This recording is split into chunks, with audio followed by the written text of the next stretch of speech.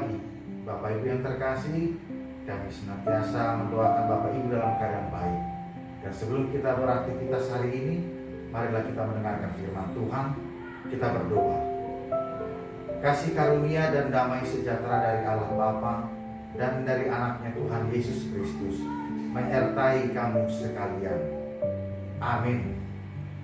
Firman Tuhan menjadi renungan bagi kita di hari Senin, diambil dari kitab Mazmur pasal 92 ayatnya yang ke-14. Mereka yang ditanam di bait Tuhan akan bertunas di pelataran Allah kita. Demikianlah firman Tuhan. Bapak Ibu yang terkasih, pemazmur menggambarkan kehidupan orang yang benar bagaikan pohon korma dan pohon aras. Pohon korma dikenal dan diketahui adalah pohon yang memberikan buah yang sangat manis yang dapat menghilangkan dahaga.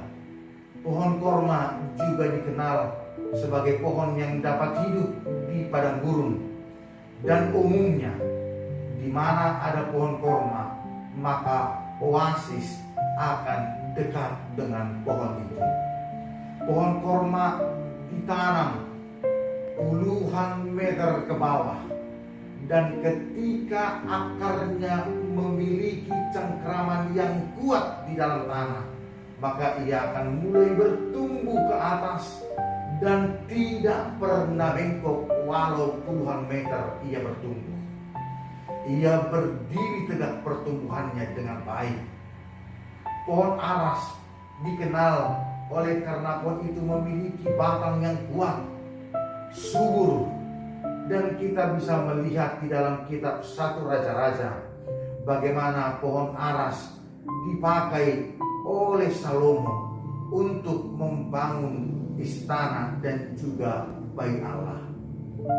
Pohon aras begitu baik, menandakan bahwa orang Kristen yang hidupnya benar, maka hidupnya akan kokoh, hidupnya akan berbuah senantiasa. Bagaikan pohon korma, maka hidupnya menjadi berarti bagi orang lain. Hidupnya memberikan makna bagi orang lain. Hidupnya memberikan sukacita ketika orang berada dekat dengan dia.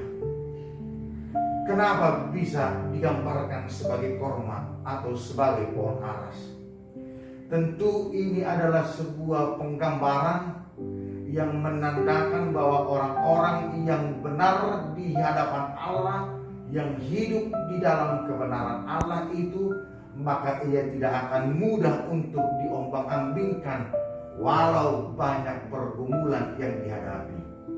Tetapi yang menjadi kunci adalah di mana akarnya itu.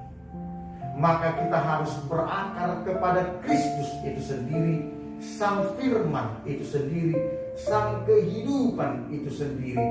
Maka ketika kita bertunas dengan baik, berakar dengan baik di dalam Kristus, maka kehidupan kita pun akan berbuah dengan kebaikan.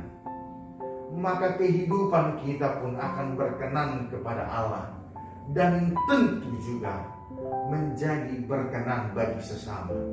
Maka setiap kita berada, orang akan merasakan sukacita. Dimanapun kita berada, kita dapat menjadi penopang bagi kehidupan orang lain. Dimanapun kita berada, kita senantiasa membuahkan buah yang baik bagi orang lain. Karena Allah yang memerdekakan kita dari dosa, maka tindakan, pikiran, perilaku kita tidak lagi di dalam dosa. Kita tidak lagi diperhamba oleh dosa, tetapi yang telah dimerdekakan Allah, yang telah hidup dalam kita dan kita berakar di dalam Dia, maka Dialah yang akan terpancar, terberitakan melalui kehidupan kita.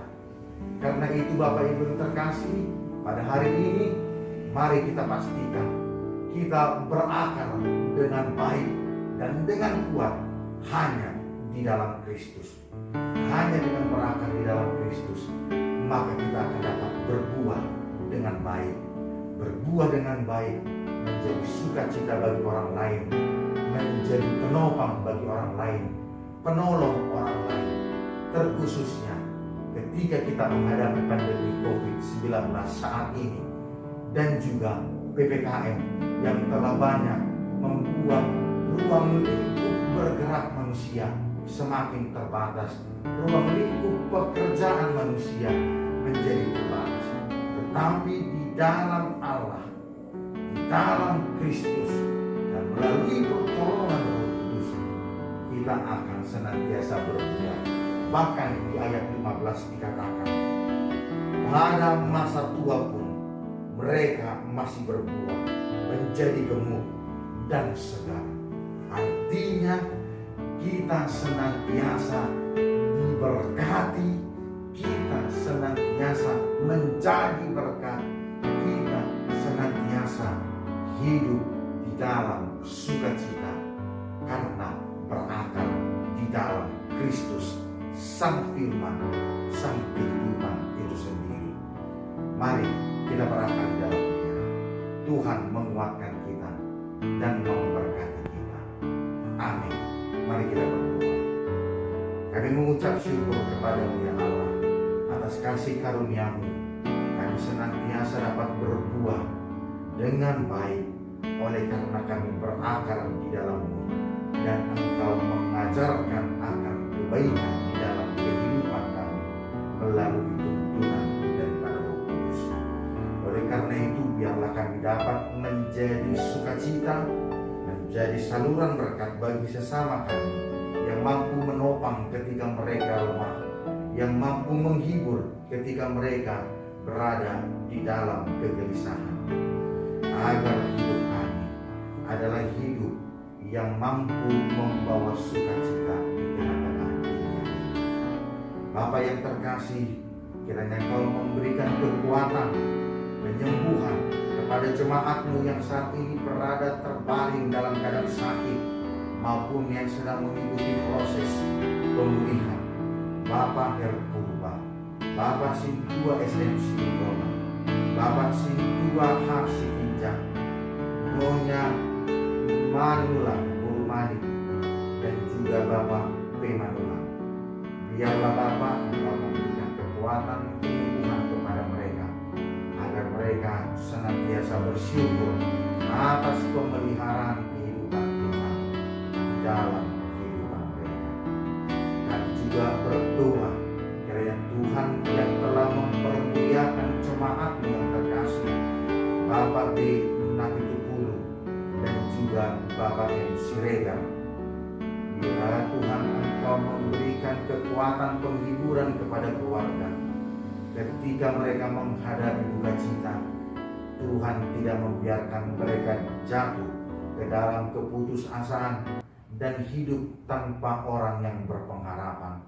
Tetapi ketika Engkau memberikan kekuatan penghiburan kepada keluarga ini, mereka dimampukan melihat rancangan Tuhan di dalam kehidupan mereka, dan Engkau senantiasa hadir di tengah-tengah kehidupan mereka, sehingga mereka dapat kembali bangkit memuji Engkau, terlebih mempersembahkan kehidupan mereka untuk pekerjaan dan pewartaan Tuhan di tengah-tengah dunia ini.